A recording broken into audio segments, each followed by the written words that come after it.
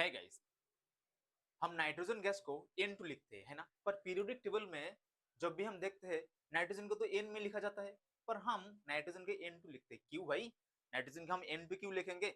वो लोग भी क्या तुम जैसा सिंगल नहीं रहना चाहते? तो देखिए, हम इसको N2 क्यों लिखते हैं, इसको जानने के लिए एक चीज जानना जरूरी है, वो है स्टेबिलिटी। हर हर एक एलिमेंट को चाहिए स्टेबिलिटी, और एलिमेंट के लिए स्टेबिलिटी गेन करने का एक ही तरीका है, वो कि आउटर मोस्ट शेल में एड इलेक्ट्रॉन होना।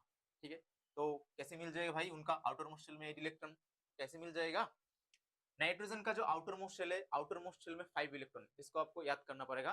नाइट्रोजन का आउटर मोस्ट शेल में कितने इलेक्ट्रॉन है? 5, 1 2 3 4 5।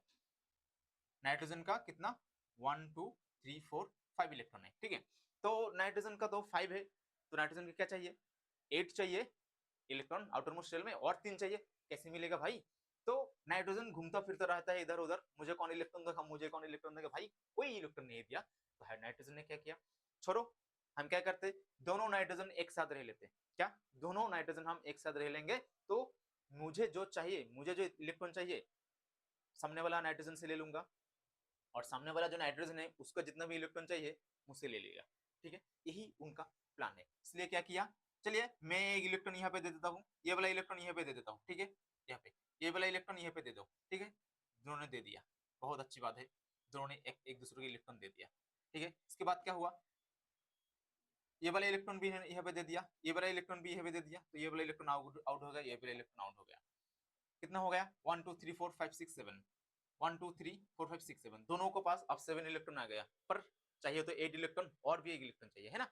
तो इसने क्या किया, भाई तुम्हारा ये वाला इलेक्ट्रॉन यहाँ पे दे दो, अच्छी बात है भाई, तुम्हारा भी ये वाला इलेक्ट्रॉन यहाँ पे दे दो, तो अब हम क्या होगा, तो मेरे पास अब 8 इलेक्ट्रॉन हो जाएगी। कैसे? यहाँ पे देख लीजिए, 6 इलेक्ट्रॉन है यहाँ पे दो, 6 और 2 8 हो गया। अरे भाई नाइट्रोजन को इतने दिन से यही तो चाहिए था ना, किसी भी तरह उनको आउटर मोस्ट शेल में 8 इलेक्ट्रॉन हो जाए, बस हो गया, बहुत अच्छी बात है।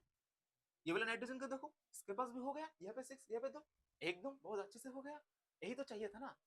इसलिए नाइट्रोजन कभी भी अकेला नहीं रहता है, नाइट्रोजन हमेशा N2 के फॉर्म में रहता है। क्यों?